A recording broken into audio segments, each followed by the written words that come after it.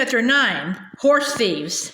One night at supper, Pa spoke hardly at all. He only answered questions. At last, Ma asked, "Aren't you feeling well, Charles?" "I'm all right, Caroline," Pa answered. "Then what is the matter?" Ma demanded. "Nothing," Pa said.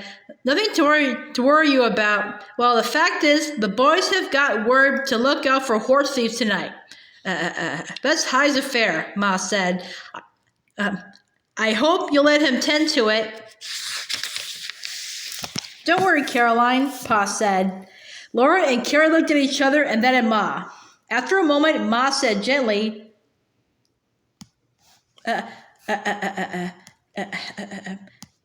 I wish you'd out with it, Charles. Big Jerry's been in camp," Pa said. "He's been here a week and now he's gone. The boys say he's in with the gang of horse thieves. They say every time Big Jerry visits the camp, the best horses are stolen after he leaves. They think he stays just long enough to pick out the best teams and find out what stalls they're in, and then he comes back with his gang in the night and gets away with them in the dark. I always heard you can't trust a half-breed," Ma said. Ma did not like Indians. She did not like even half-Indians. We'd all have been scalped on the Verdigris River if it hadn't been for full blood, said Pa. We wouldn't have been in any danger of scalping if it hadn't been for those howling savages, said Ma, with fresh skunk skins around their middles, and she made a sound that came from remembering how those skunk skins smelled. I don't think Jerry steals horses, Pa said, but Laura thought he said it as if he hoped that saying it would make it so. The real trouble is he comes to camp after payday and wins all the boys' money playing poker. That's why some of them would be glad to shoot him. I wonder High allows it, said Ma. If there's anything as bad as drink, it's gambling. They don't have to gamble if they don't want to, Caroline, Pa said. If Jerry wins their money, it's their own fault. There never was a kinder-hearted man than Big Jerry. He gives the shirt off his back. Look how he takes care of old Johnny. That's so, Ma admitted. Old Johnny was the water boss. He was a little, wizened, bent-backed old Irishman. He had worked on railroads all his life, and now he was too old to work. So the company had given him the job of carrying water to the men. Every morning and again after dinner, little old Johnny came to the well to fill his 2 large wooden water pails. When they were full, he set his wooden yoke across his shoulders and, stooping, he hooked into the pails the 2 hooks that hung from short chains at each end of the yoke. Then with the grunt and groan, he straightened up. The chains lifted the heavy pails from the ground, and Johnny steadied them with his hands while he bore their weight on his shoulders. He trotted under the weight with short, stiff steps. There was a tin dipper in each water pail. When he got to the men working on the grade, Johnny would trot along the line of work so that any thirsty man could help himself to a drink of water without stopping work. Johnny was so old that he was little, stooped, and shrunken. His face was a mass of wrinkles, but his blue eyes twinkled cheerily, and he always trotted as quickly as he could so that no thirsty man need wait for a drink. One morning before breakfast, Big Jerry had come to the door and told Ma that old Johnny had been sick all night. He's so little and old, ma'am, Big Jerry said. The meals at the boarding shanty don't agree with him. Would you give him a cup of hot tea and a bit of breakfast? Ma put several of her hot, light biscuits on a plate, and beside them, she put a fried mashed potato cake and a slice of crisply fried salt pork. Then she filled a little tin pail with hot tea and gave it all to Big Jerry. At breakfast, Pa went to the bunkhouse to see old Johnny, and later he told Ma that Jerry had taken care of the poor old man all night. Johnny said that Jerry had even spread his own blanket over him to keep him warm and gone without any covering himself in the cold. He couldn't take better care of his own father than he did of old Johnny, Pa said. For that matter, Caroline, I don't know but what we're beholden to him ourselves. They all remembered how Big Jerry had come out of the prairie on his white horse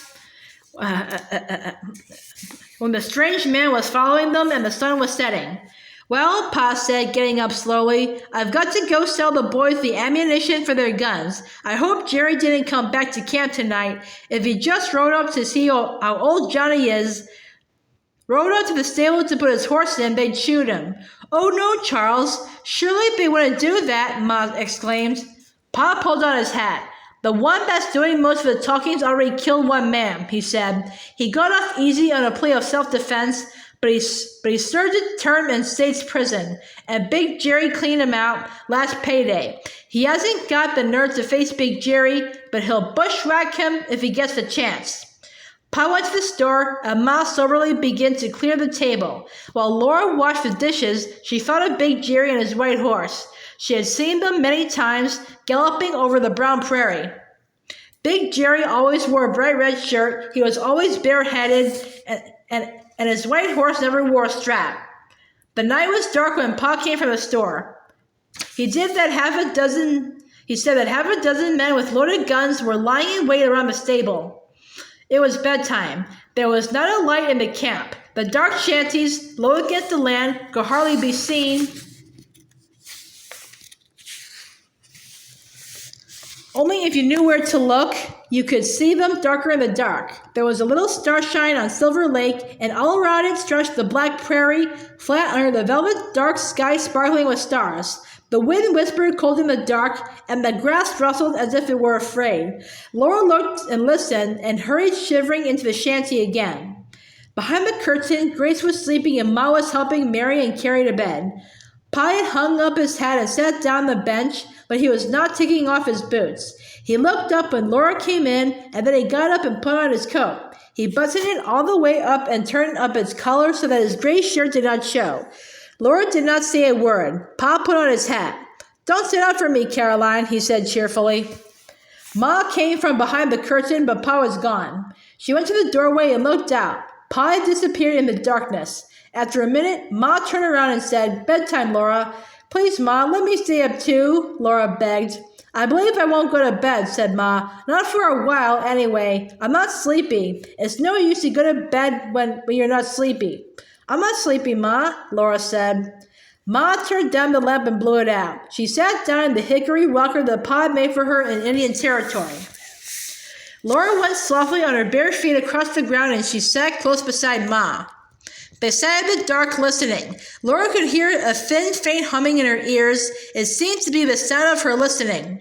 She could hear Ma's breathing and the slow breathing of Grace asleep and the faster breathing of Mary and Carrie lying awake behind the curtain. The curtain made a faint sound, moving a little in the air from the open doorway.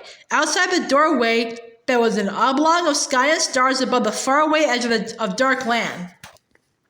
Out there, the wind sighed, the grass rustled, and there was the tiny, ceaseless sound of little waves lapping on the lake shore. A sharp cry in the dark jerked off through Laura. She almost screamed. It was only the call of a wild goose lost from its flock. Wild geese answered it from the slough, and the quacking of sleepy ducks rose. Ma, let me go out and find Pa, Laura whispered. Be quiet, Ma answered. You couldn't find Pa, and he doesn't want you to. Be quiet and let Pa take care of himself. I want to do something. I'd rather do something, Laura said. So would I, said Ma. In the dark, her hand began softly to stroke Laura's head. The sun and the wind are drying your hair, Laura, Ma said. You must brush it more. You must brush your hair 100 strokes every night before you go to bed. Yes, Ma, Laura whispered. I had lovely long hair when your Pa and I were married, Ma said. I could sit on the braids. She did not say any more. She went on stroking Laura's rough hair while they listened for the sound of the shooting. There was one shining large star by the black edge of the doorway. As time went on, it moved. Slowly, it moved from east to west, and more slowly still the smaller stars wheeled about it. Suddenly, Laura and Ma heard first footsteps, and in an instant, the stars were blotted out. Pa was in the doorway. Laura jumped up, but Ma only went limp in the chair. Sitting up, Caroline? Pa said. Pshaw, you didn't need to do that. Everything's all right. How do you know that, Pa? Laura asked. How do you know Big Jerry?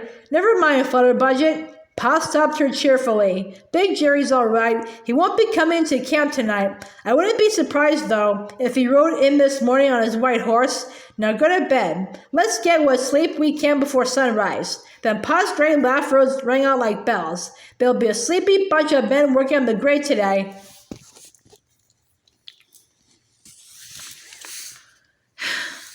While Laura was undressing behind the curtain and Pa was taking off his boots on the other side of it, she heard him say in a low voice to Ma, "The best of it is, Caroline, there'll never be a horse stolen from Silver Lake Camp."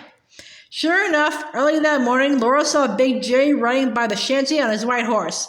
He hailed Pa at the store and Pa waved to him. The Big Jerry and the white horse galloped on and away toward where the men were working. There never was a horse stolen from Silver Lake Camp.